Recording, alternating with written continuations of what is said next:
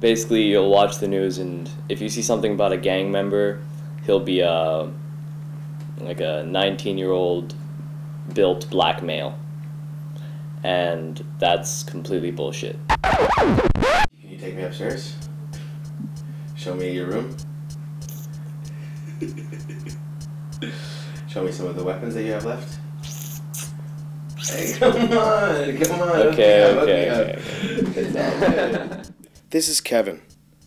Actually, Kevin isn't his real name, but to ensure his safety, we are concealing his identity. Kevin lives in NDG, and like most 14-year-olds, he's got a funny way of cleaning his room. Kevin's family moved to a block that was controlled by a local street gang. He immediately became a target and could not leave his doorstep without being robbed or beaten up. The only thing he could do was join them.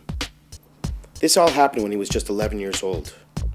So I follow him through his room where he shows me remnants of his past. This is what I have left. Okay.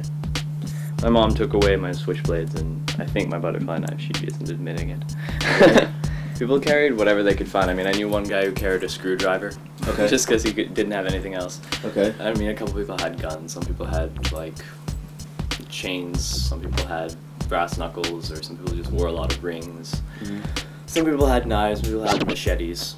If there was one person, we would, we'd basically take turns beating on him until we got bored, until we got tired. And if there was more than one of them... With your fists? With our fists, or with chains, with bats, with brass knuckles, with whatever. Okay. Over the course of the summer, we meet Kevin a number of times in his neighborhood. At his request, we are careful to avoid certain places where his former gang members hang out. And we don't even film the street on which he lives. He tells us that gang turf wars and attacks on individuals often happen at metros and in parks, and mostly at night. Street gangs are a growing, organized, and violent trend, but according to Kevin, the public is largely misinformed.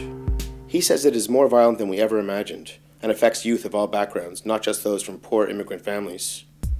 But the scariest thing is that gang violence is present in every neighborhood across the island.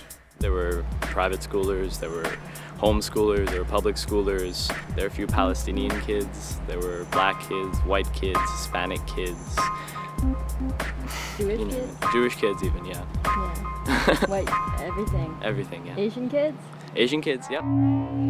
Each meeting with 14-year-old Kevin shocks us. We are disturbed by his gruesome stories, and have a hard time imagining this happening to someone who hadn't even gone through puberty yet.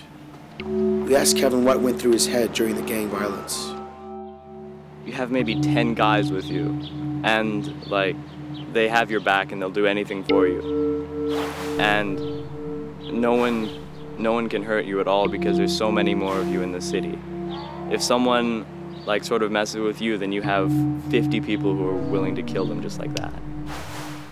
When I was with them and we were just, I suppose, beating on someone or attacking or robbing someone, it was just, I mean, I hate to say it, but it was the most incredible feeling I've ever had. You feel untouchable completely. 3 years of violence and drugs catches up with 13-year-old Kevin. So his sister introduces him to Love, or Leave Out Violence, a community organization that helps violence-affected youth. Some of the people at Love have been victimized by people who are what I used to be. And I just started to feel so terrible about myself. I have the option of being on a radio show that they're having. I was doing some camera work for a news team they're putting together. Before, I didn't really care. But now I'm starting to actually think about where my life's going and what I'm trying to do. It is the opportunities and the people at Love that helped Kevin build up the courage to get out of the gang.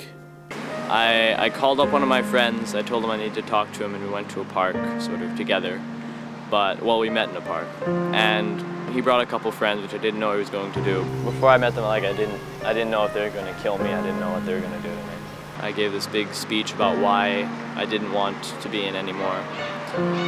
And they beat the shit out of me. They put my fingers on the curb where the sidewalk meets the street, and they stomped on them. And then they just left me. I realized that I just wasted 2 or 3 years of my life.